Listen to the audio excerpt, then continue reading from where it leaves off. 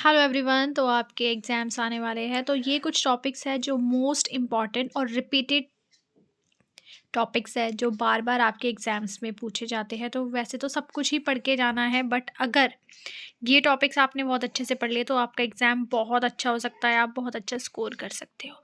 तो कुछ टॉपिक की लिस्ट मैंने बनाई है।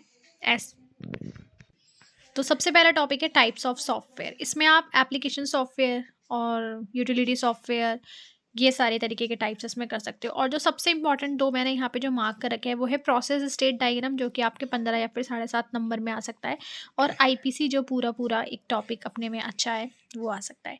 टाइप्स ऑफ ऑपरेटिंग सिस्टम में जितने भी तरीके के टाइप्स है उसमें से हो सकता है कि आपसे 3 नंबर में कोई एक पर्टिकुलर टाइप पूछ ले, जैसे मल्टी प्रोसेसिंग पूछ ले, इस तरीके से पूछ ले।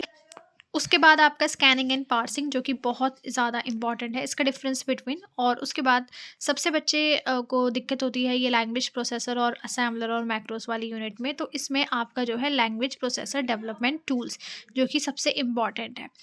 उसमें असेंबलर्स में आपको दोनों पासेस इसके करके जाने हैं, और कभी कभी आउट ऑफ द सिलेबस भी इसमें से क्वेश्चन आ जाता है, तो वो आपकी चॉइस में से निकल सकता है। मैक्रोस में आप मैक्रोस की डेफिनेशन और उसके टाइप्स कर सकते हो। अगर आप लास्ट मोमेंट पे हो और आपने अभी पूरा मैक्रोस नहीं पढ़ा है तो आप इतना ही पढ़ के जाओगे तो भी उसमें से हो सकता है। लिंकर एंड लोडर्स की बात करूँ तो ये आपको इन डिटेल पढ़ के ही जाने हैं। ये पर्टिकुलर प्रोसेसर का नाम लिख के उसकी लिंकिंग एंड लोडिंग पूछ लेते हैं, तो वो भी आपका चॉइस बेसिस पे एलिमिनेट हो सकता है। बट अगर आपको अच्छा स्कोर करना है तो आपको डिटेल में पढ़ के जाना पड़ेगा।